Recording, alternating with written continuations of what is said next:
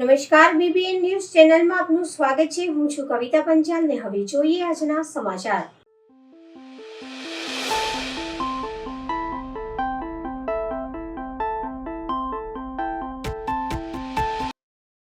વડોદરા શિક્ષણ સમિતિના ચોથા વર્ગના કર્મચારીઓને કાયમી કરવાની માંગણી સાથે અચોક્કસ મુદતની હડતાળ આજથી શરૂ.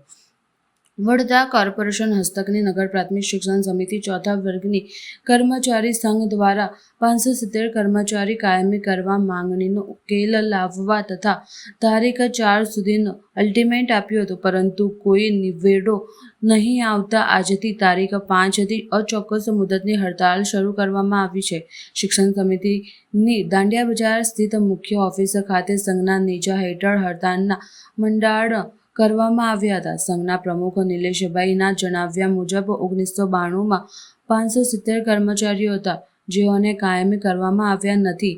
તેમણે કહ્યું કે 570 કર્મચારીઓના હાલ કોર્ટમાં કેસ ચાલુ હોવા છતાં પણ સમિતિએ ચોથા વર્ગના 4 કર્મચારીઓ કે જેઓ પટાવાળા હતા તેનો ડ્રાઈવર તરીકે ત્રીજા વર્ગના બઢતી આપી કાયમી કરી દીધા છે. એમાં પણ એક કર્મચારી નિવૃત્ત થતાં તેને પેન્શન મળવાનું ચાલુ થયું છે. કોર્ટમાં કેસ ચાલુ હોવા છતાં 4 કર્મચારીઓએ કઈ રીતે કાયમી કર્યા છે તે મુદ્દે તેમણે આરટીઆઈમાં જવાબ માંગ્યો છે. આ મુદ્દે જે કોઈ જવાબ હશે તે સામે તેમને કાયદાકીય કાર્યવાહી કરવા ચીમકી આપી છે. હાલ માત્ર 105 કામ કરે છે જે બધા 4-5 વર્ષમાં નિવૃત્ત થઈ જશે. જે બધા 4-5 વર્ષમાં નિવૃત્ત થશે. અગાઉ જે સમાધાનની ફોર્મ્યુલા નક્કી થઈ હતી તે મુજબ સંઘ કાયમી રહે પગાર અને પેન્શન ઉપરાંત ચાલુ નોકરીએ જે કર્મચારી અવસાન પામ્યા છે તેને આવક પાત્ર લાભો મળે તે માંગ કરી હતી. આ વખતે કોઈ પ્રકારનું લોલીપોપ લેવામાં નહીં આવે.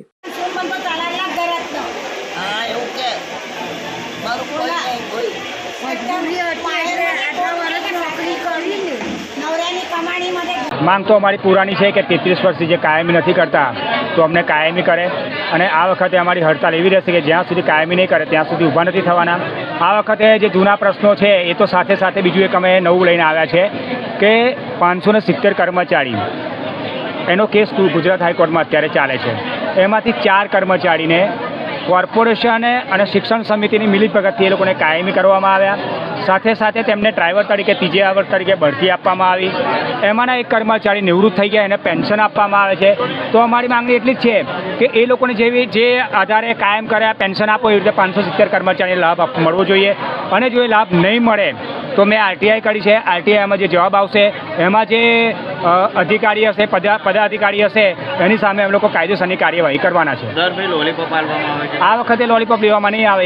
એકવાર પૂર્વ મેયરે મૌખિક આપી, એના પછી સ્ટેન્ડિંગ કમિટીના ચેરમેનશ્રી આવી અને અમને લેખિતમાં આપી ગયા. તેમ છતાં પણ 4 મહિના થયા, હજુ કામ થયું નથી. એટલે અમે લોકો અલ્ટિમેટ આપીને આજે ફાઇનલી હડતાળ પર બેસી ગયા છે.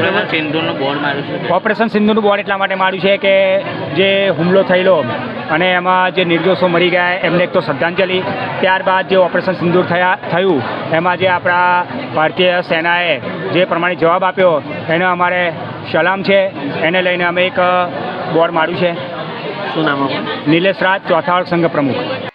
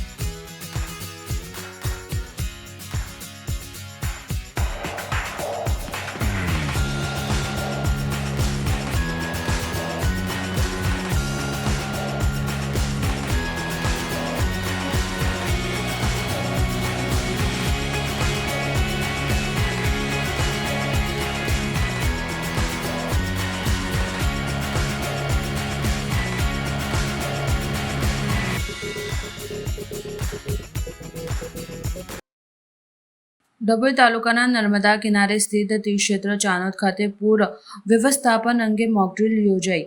સંભવિત પૂરની પરિસ્થિતિને પહોંચી વળવા અને જાનહાનિ તથા સંપત્તિના નુકસાનને ઘટાડવાના ઉદ્દેશ્યથી મોકડ્રીલનું આયોજન કરાયું.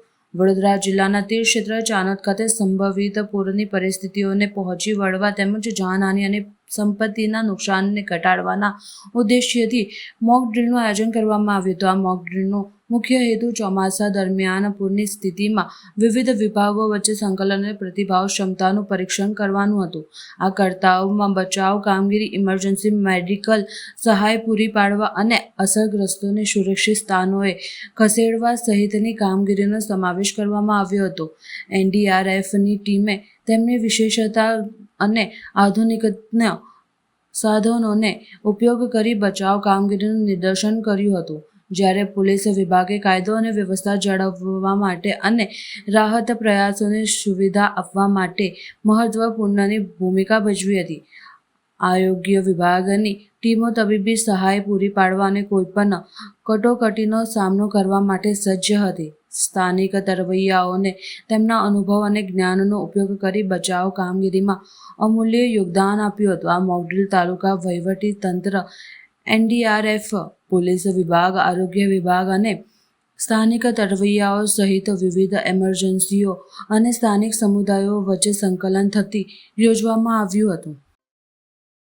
વડોદરા શહેર માંજલપુર વિસ્તારમાં આવેલ તુલસીધામ 4 રસ્તા પાસે ડોમિનોઝ પિઝાની સામે એક 2-વ્હીલર એક્ટિવા જેનો નંબર GJ06NG1868ના ચાલકે ત્યાં ઊભેલી 4-વ્હીલર ગાડીના પાછળ ધડાકાભેર ટક્કર મારી અકસ્માત સર્જ્યો હતો. આ 2-વ્હીલર એક્ટિવા ઉપર 2 યુવાનો હતા જે સંપૂર્ણપણે નશાની હાલતમાં હતા. નશાની હાલતમાં પૂરપાટ ઝડપે આવી ત્યાં ઊભેલી 4-વ્હીલર ગાડીમાં ટક્કર મારી બંને યુવાનો નીચે પડી ગયા હતા. જ્યાં ડ્રાઈવર કરનાર યુવાનને, જેનું નામ દીપ પટેલ, જેને ગંભીર ઇજાઓ થઈ હતી અને અકસ્માત થતાં લોકટોળું ભેગું થઈ ગયું હતું.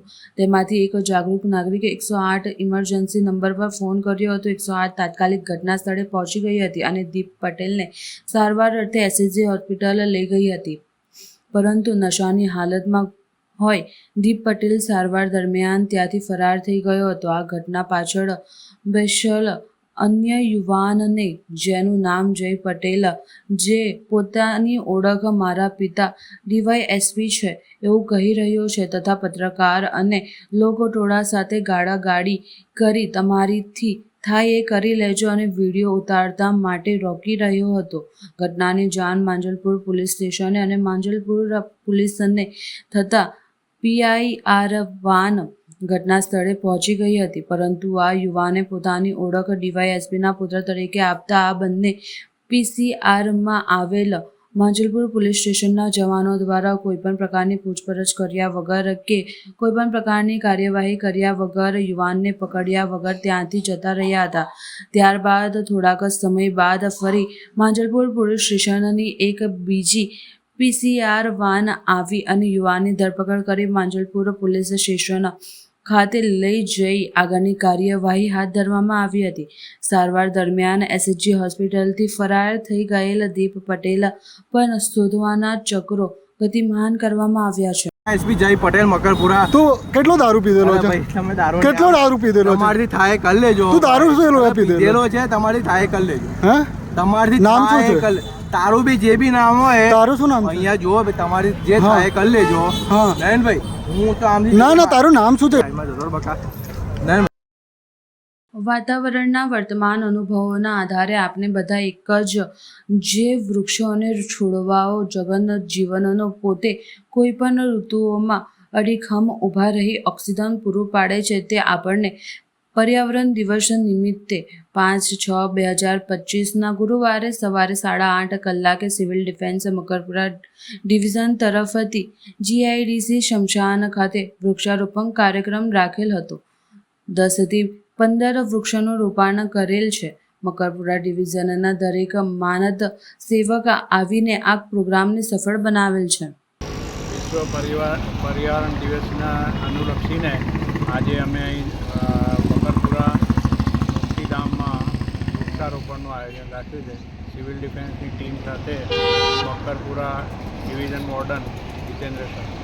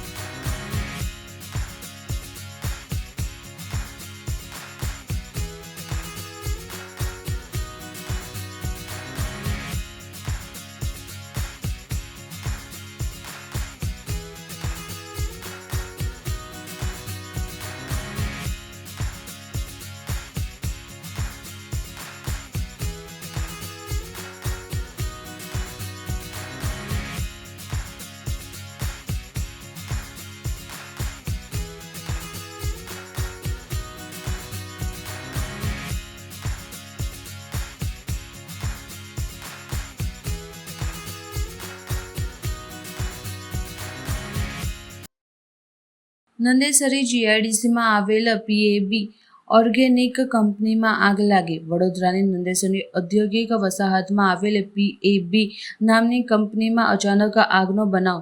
મળતી માહિતી મુજબ બ્લાસ્ટ સાથે આગ લાગતા અફરાતફરીનો માહોલ સર્જાયો હતો. ફાયર ફાઇટર આગ પર કાબૂ મેળવવા કામે લાગી ગયા હતા. આગ લાગવાનું કારણ અકબંધ છે.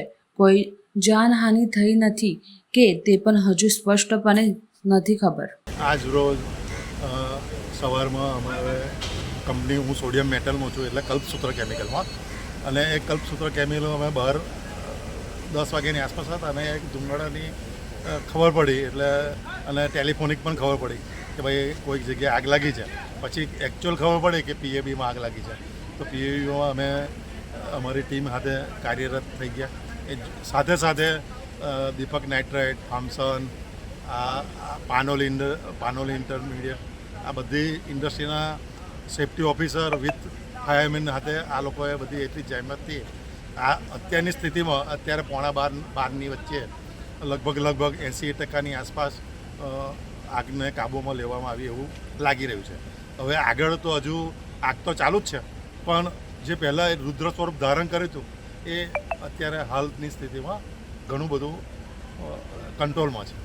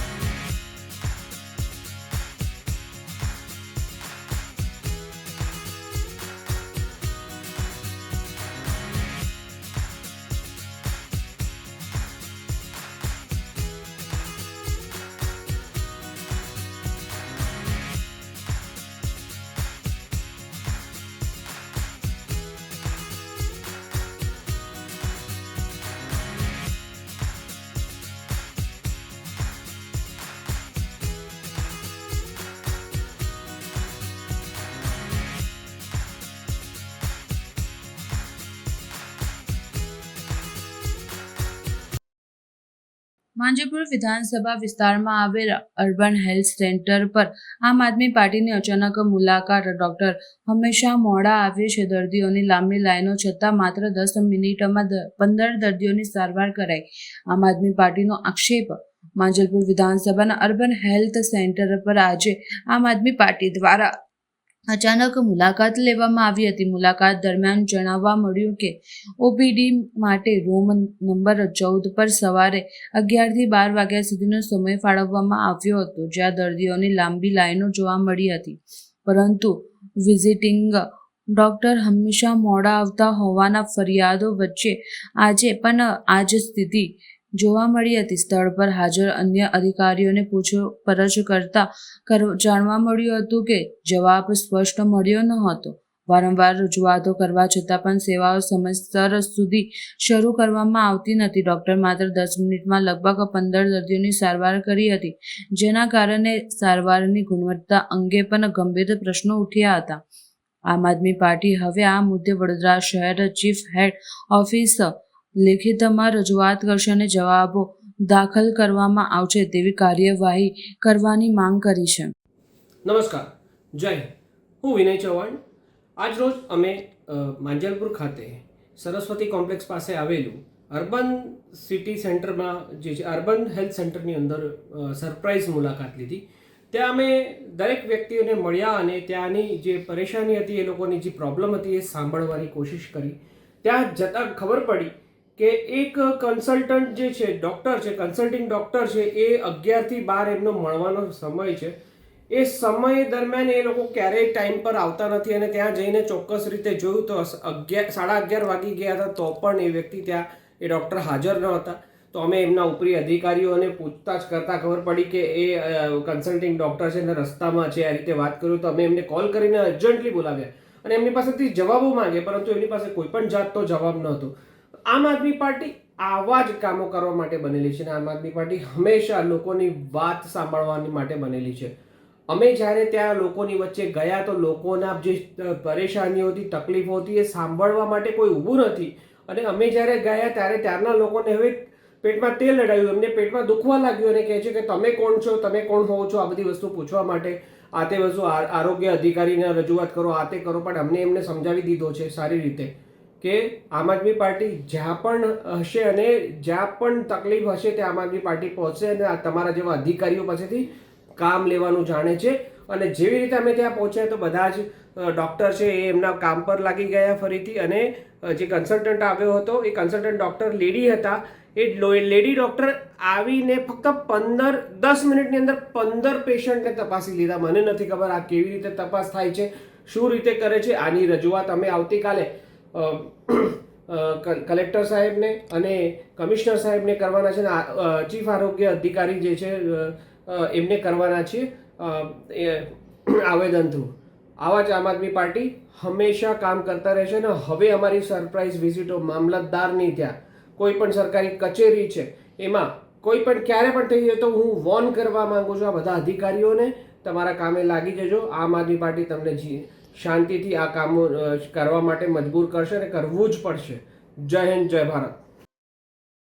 વડોદરા મહાનગરપાલિકા દ્વારા ટીપી ઝોન 3 FP 165 ગુરુકુળ 4 રસ્તા વાઘોડિયા રોડ ખાતે ₹42.69 લાખના ખર્ચે નવીન તૈયાર થયેલ ગાર્ડ ફોરેસ્ટનું ઉદ્ઘાટન અને વૃક્ષારોપણ તથા રોપ વિતરણનો કાર્યક્રમ ગુજરાત સરકારના મુખ્ય દંડક બાળકૃષ્ણ ખંડેરાવ શુક્લ અને મેયર પિંકીબેન સોનીના વરદ હસ્તે યોજવામાં આવ્યો. ધારાસભ્ય મનીષાબેન વકીલ સહિતના મહાનુભાવો દ્વારા ઉપસ્થિત રહી. જોકે સ્થાનિક કોંગ્રેસના કાઉન્સિલરને નહીં બોલાવતા નારાજગી વ્યક્ત કરી હતી.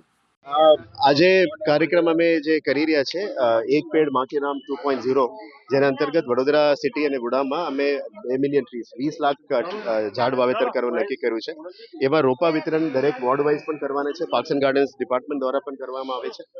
આજે પણ લગભગ 1 લાખની આજુબાજુ અમે ટાર્ગેટ રાખી હતી પહેલા દિવસ, જ્યાં મેક્સિમમ લોકોને રોપા વિતરણ થાય. ફોરેસ્ટ ડિપાર્ટમેન્ટ સાથે પણ ટાઈઅપ કર્યું છે. આવનારા દિવસોમાં લગભગ અઠવાડિયા 10 દિવસની અંદર 2 લાખ ઝાડની અમે રોપાની વિતરણ પણ કરીશું. એક નવું પ્રયોગમાં ડ્રોન ડિઝીઝને જે માનીય વડાપ્રધાન શ્રી પણ પ્રમોટ કરી રહ્યા છે, સ્ટાર્ટઅપ્સને પ્રમોટ કરી રહ્યા છે, વડોદરાના 2 લાયસન્સી નારી શક્તિ છે, એમને અમે સાથે લઈને આવનારા દિવસોમાં ડ્રોન દ્વારા પણ મેસિવ બલ્ક પ્લાન્ટેશન્સ કરવાનું પ્લાનિંગ કરી રહ્યા છે. ગઈકાલે પાયલટ પણ ચાલી હતી, એનું વિડીયોઝ અમે લોન્ચ કરીશું. પણ આવનારા દિવસોમાં એ જ છે કે વડોદરા સિટીને ત્યાર સુધી અમે 33% જે ભારત સરકાર અને MOEFનો જે ગાઈડલાઈન છે, જે ભારતમાં આખું ભૌગોલિક હોય એમાં પણ 33% આવવું જોઈએ, એ અમે વડોદરા સિટીમાં આનું સારું કામ કરવા માટે પ્રયત્ન કરીએ છીએ. અને માનનીય વડાપ્રધાનશ્રીનું નેટ ઝીરો 2070ની ગોલમાં જે પણ સસ્ટેનેબિલિટી ગોલ્સમાં લખેલું છે, આ તમામને અમે આગળ વધારવા માટે વડોદરા સિટીને કામ આજે અહીંયાથી અમે શુભારંભ કરવામાં નક્કી કર્યું છે. આજના વિશ્વ પર્યાવરણ દિવસ નિમિત્તે તમામ નગરજનોને આપના માધ્યમથી ખૂબ ખૂબ શુભકામના પાઠવું છું.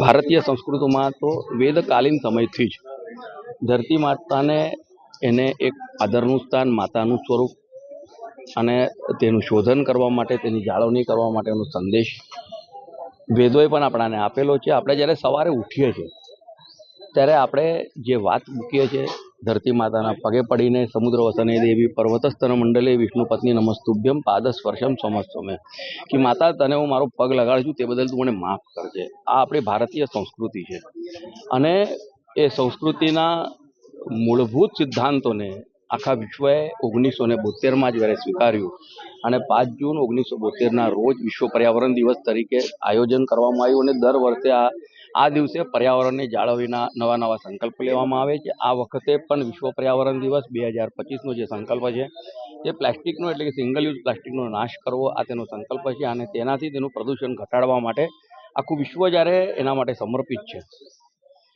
ગુજરાત અને ગુજરાતીઓ એના માટે ખૂબ નસીબવાન છે કે દેશના યશસ્વી વડાપ્રધાન અને તત્કાલીન મુખ્યમંત્રી શ્રી નરેન્દ્રભાઈ મોદીજી દ્વારા આખા દુનિયામાં સૌપ્રથમ વખત ક્લાઇમેટ ચેન્જનું ડિપાર્ટમેન્ટ શરૂ કરવામાં આવ્યું અને 2014થી સતત વૃક્ષોના જાળવણી માટે તેઓ પ્રયત્નશીલ છે અને આખા દેશના તમામ નાગરિકો તેઓની સાથે જોડાઈ ગયા છે. ત્યારે ગુજરાત રાજ્યના માનનીય મુખ્યમંત્રી શ્રી ભૂપેન્દ્રભાઈ પટેલ સાહેબ દ્વારા પણ એક ઝુંબેશ તરીકે આ ઉપાડવામાં આવ્યું છે વૃક્ષારોપણના કાર્યક્રમ, અને ખાસ કરીને શહેરી વિસ્તારમાં વધુને વધુ વૃક્ષો વાવેતર થાય તે માટેનું જ્યારે રાજ્ય સરકાર દ્વારા અલાયદું ફંડ ઊભું કરવામાં આવ્યું છે અને એના માટે સતત પ્રયત્ન ચાલી રહ્યા છે. ત્યારે આજે કોર્પોરેશન દ્વારા પણ જે સંકલ્પ લેવામાં આવ્યો છે કે 20 લાખથી વધુ વૃક્ષો અહીં રોપાય અને આજે વોર્ડ નંબર 16 રાવપુરા વિધાનસભા વિસ્તારમાં જ્યારે કોર્પોરેશન દ્વારા 135માં ગાર્ડનનો જ્યારે આજે શુભારંભ થયો છે, તે માટે હું કોર્પોરેશનના ટીમને ખૂબ અભિનંદન પાઠવું છું અને આપના માધ્યમથી તમામ નગરજનોને પણ વિનંતી કરું કે આપના વિસ્તારમાં પણ કોઈક નાની મોટી જગ્યા આપને દેખાઈ જાય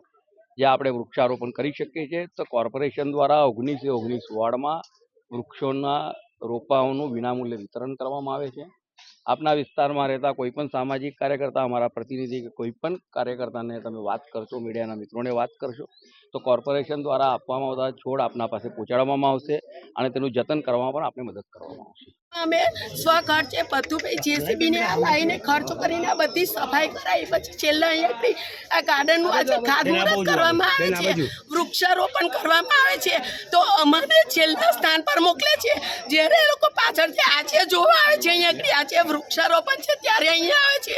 અમે અહીંયા અઠવાડિયે 15 દિવસે વિઝિટ લેતા હતા જ્યારે આ ગાર્ડન તૈયાર થતું હતું ત્યારે, તો પણ આજે અમને પૂછવામાં નથી આવતું. આ બધા અમે આવ્યા તો ત્યાંથી કાર્યક્રમ પતી ગયો અને વૃક્ષારોપણ ચાલુ કરી દીધું.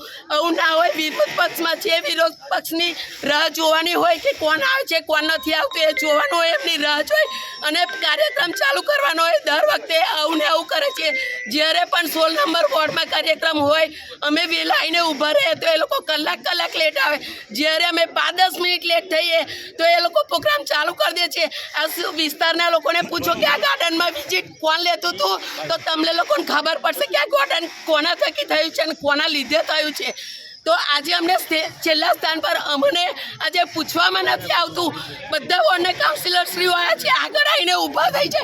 અરે આ તો કઈ રીત છે? તમે વોર્ડના કાઉન્સિલરોને પહેલાં આગળ રાખવા જોઈએ, એ મારું કહેવું છે. પહેલાં વોર્ડનો કાઉન્સિલર હોય કે બીજું હોય એ મને જવાબ આપો તમે લોકો. દક્ષિણ પ્રયાગ તીર્થ ક્ષેત્ર ચાનોદ ખાતે અત્યંત શ્રદ્ધા ભક્તિપૂર્ણ ઉજવાતા ગંગા દશહરા પર્વના 9મા દિવસે રાષ્ટ્રીય સ્વયંસેવક સંઘના અનેક ઉચ્ચ પદાધિકારીઓ, અગ્રણીઓ તેમજ સંતો મહંતોએ પૂજન અર્ચન સહિતના મહાઆરતીનો લાભ લીધો.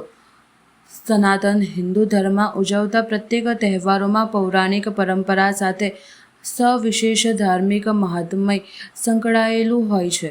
વડોદરા જિલ્લાના દક્ષિણ પ્રયાગ તીર્થક્ષેત્ર ચાનોદ ખાતે પ્રતિવર્ષ ઉજવાતું 10 દિવસીય ગંગા દશહરા પર્વને પૌરાણિક પરંપરા અને ધાર્મિક મહત્મય સાથે ઉજવાય છે. 27 મેથી પ્રારંભ થયેલા મહોત્સવમાં સેંકડો શ્રદ્ધાળુઓ, સંતગણ સહિત મહાનુભાવો પ્રતિદિન પધારી રહ્યા છે. ત્યારે આ મહોત્સવના 9મા દિવસે સંધ્યાકાળે પૂજન અર્ચન સહિત મહાઆરતીઓનો પુણ્ય લાભ લેવા સંઘ પ્રચારક અને ભાજપ પ્રદેશ સંગઠન મહામંત્રી રત્નાકરજી, ધારાસભ્ય શૈલેષ મહેતા, ભાજપ જિલ્લા પ્રમુખ રસિક પ્રજાપતિ, વડોદરા જિલ્લા પૂર્વ કલેક્ટર A.B. ગૌર, 1008 મહામંડલેશ્વર શૈલાનંદ વેટપાજી, વિદ્યાભારતી, ગુજરાત સંગઠન મંત્રી મહેશભાઈ પંકતે, જનજાતિ કલ્યાણ આશ્રમ ગુજરાત રાજસ્થાન સંગઠન મંત્રી વિપુલભાઈ પટેલ, મુખ્ય માર્ગ આયામ ગુજરાત રાજ્ય અશોકભાઈ પટેલ, વડોદરા વિભાગ પ્રચારક વિજયભાઈ પરમાર, વડોદરા જિલ્લા કાર્યવાહ સંજયભાઈ પટેલ સહિતના મહાનુભાવો મોટી સંખ્યામાં ભાવિ ભક્તો જોડાયા હતા. ખીચોખીચ પ્રસિદ્ધ મલ્હારરાવ ઘાટ નર્મદા હર ગંગે હર હરના નાદથી ગુંજી ઉઠ્યો હતો. તારીખ 5 જૂને ગુરુવારના રોજ ગંગા દશહરા મહોત્સવની ભક્તિસભર પૂર્ણાહુતિ થઈ છે.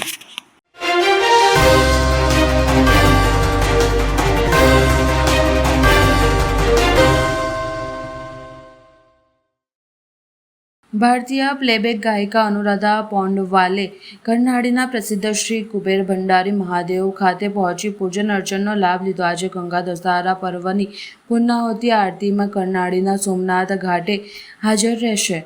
ભારત સરકાર દ્વારા પદ્મશ્રી સહિતના અનેક પુરસ્કારથી સન્માનિત ભારતીય પ્લેબેક ગાયિકા અનુરાધા અરુણ પૌંડવાલે ભારતીય ભક્તિ સહિત અને બોલિવૂડ ઉદ્યોગમાં અનેક પ્રાદેશિક ભાષા પોતાનું સ્વર કામન પાથરી ભજન કવીન અને મેલોડી ક્વીન જેવો ખિતાબ પ્રાપ્ત કર્યો છે. ભારતીય ફિલ્મ સંગીતમાં પોતાનું અનન્ય યોગદાન આપનાર અનુરાધા પૌંડવાલા આજે ડભોઈ તાલુકાના નર્મદા કિનારે સ્થિત તીર્થક્ષેત્ર કરનાળીના પ્રસિદ્ધ શ્રી કુબેર ભંડારી મહાદેવ મંદિર ખાતે આવી પહોંચ્યા હતા, જ્યાં તેઓએ દાદાના પાવન દર્શન સાથે ગર્ભગૃહમાં બેસી બ્રાહ્મણોના મંત્રોચ્ચાર થકી પૂજન અર્ચનનો લાભ લઈ ધન્યતા અનુભવી હતી. ભાજપા અગ્રણી અને કુબેર મંદિરના ટ્રસ્ટી પરિનુન્દ ભગ અને ધર્મપત્ની રીટા ભક્ત સાથે અનુરાધા અરુણ પૌંડવાલ પરિવારોનો જૂનો નાતો હોય અવારનવાર કરનાળી પધારતા રહ્યા છે. આજરોજ પણ તેઓ પરિંદો ભક્તના આમંત્રણને સ્વીકારી કરનાળી આવી પહોંચી દાદાની પૂજાનો લાભ લીધો હતો. જ્યારે આજે ગંગા દશહરા પર્વના 10મા અને અંતિમ દિને તીર્થક્ષેત્ર કરનાળીના સોમનાથ ઘાટના કિનારે સાંજે આરતીના કાર્યક્રમમાં હાજર રહી મહાઆરતીનો જોડાશે. મળીશું આ સમયે આ ચેનલ પર. ત્યાં સુધી સમગ્ર BBN ન્યૂઝ ચેનલની ટીમને રજા આપશો. નમસ્કાર.